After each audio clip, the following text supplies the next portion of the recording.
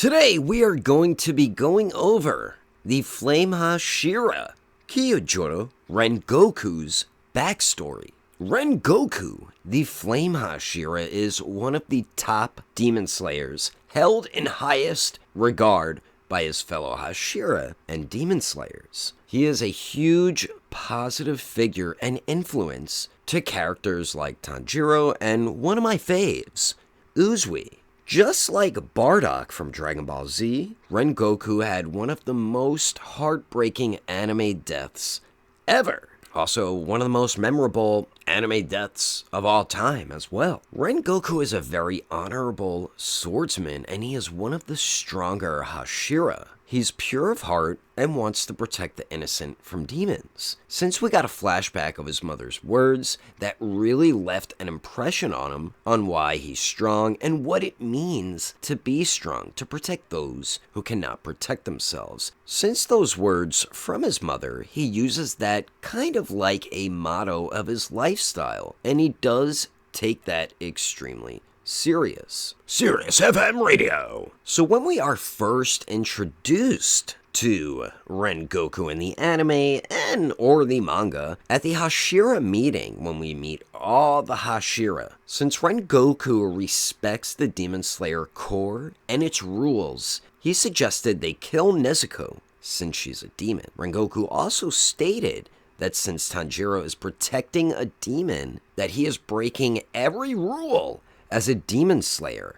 Ren Goku thought Tanjiro should be punished for breaking these rules, and Nezuko should be killed since she is a demon. And that meeting, not only Ren Goku, but even Uzui said let's behead her as well. A lot of the Hashira did want to kill Nezuko, so it wasn't just Ren Goku, but that is how we were introduced to him. But as a viewer, either reading or watching this, you're like, whoa, buddy, why don't you press the brakes there, Flame Hashira, and Sound Hashira, and Serpent Hashira, and Wind Hashira? I forgot who else said they should kill her, but I remember those four did say that. I mean, Ren Goku did have a point, but Nezuko wasn't your typical demon, which they eventually see for themselves, thanks to Saname trying to tempt her with his blood, and he does have one of the most rare blood types. I believe it's called Morechi, and it usually makes demons go crazy over this type of rare blood in Demon Slayer, which we did not know that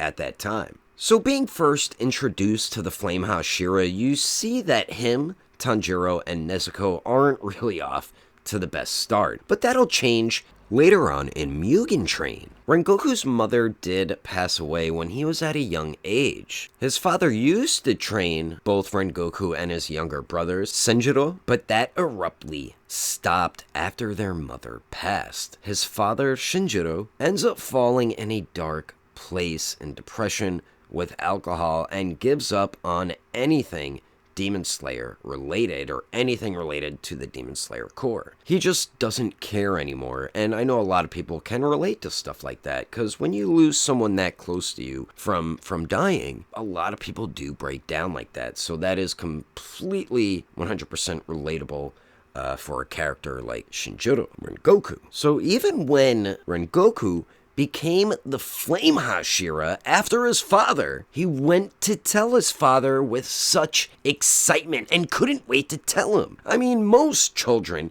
are like that. When they accomplish something and want to tell their parents, they're so excited. But when Rengoku gets up to his father to tell him, he is only let down by his father's response, which was silence at first, and then he said pretty much, who cares? You can tell this hurt Rengoku, but he tried to not let it get to him. Rengoku's brother Sonjudo is another character who idolizes Rengoku. Since their father isn't really there for them, Rengoku filled that role himself upon his brother to give him a positive influence he needs to pursue becoming a demon slayer and a future Flame Hashira. Here's a little fun factaroo on why Rengoku shouts all the time when he talks, which I did not know this myself. So Rengoku is sent off on his very first mission, and he encounters a Flute Demon. This demon already killed 9 demon slayers before him, as you could see all their bodies laying on the ground. The Flute Demon also, of course, kills innocent people, but mainly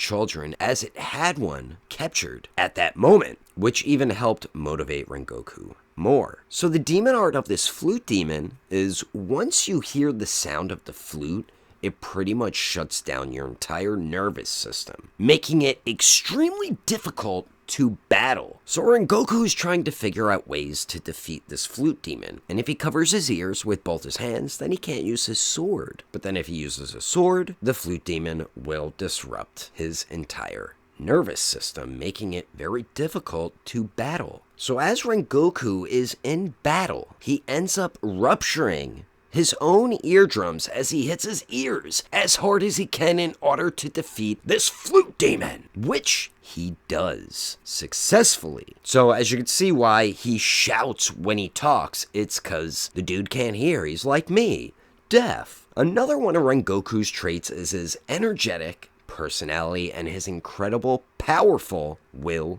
to never give up, which we did witness during his battle with Akaza. Even Akaza took notice of that. So here's an interesting fun fact about Rengoku and Mitsuri, which this was something else I did not know till recently. So Rengoku actually did train Mitsuri. She was learning flame breathing and eventually developed it into her own breathing technique, which is what she uses now.